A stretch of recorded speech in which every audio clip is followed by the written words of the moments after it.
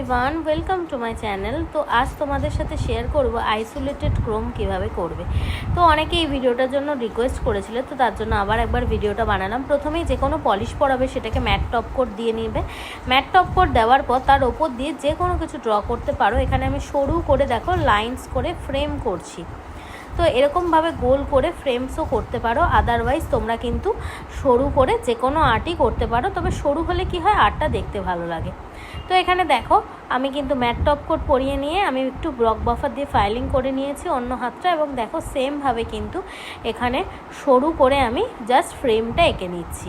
এখানে তোমরা পাতাও আঁকতে পারো বা ব্ল্যাক কালার দিয়ে যেটা খুশি সেটাই, কারণ আমরা ক্রোম করতে গেলে জানি কোনো ব্ল্যাক কালার ইউজ করতে হয় মিরর ক্রোমের ক্ষেত্রে। তো এখানে দেখো আমি সেমভাবে সেই জিনিসটাই করে নিলাম। এরপরে দেখো ওপর দিয়ে আমি এটা ড্রাই করে এখানে কিন্তু ক্রোম পাউডার ইউজ করে নিচ্ছি। ক্রোম পাউডার গোল্ডেন কালার এখানে আমি ইউজ করছি।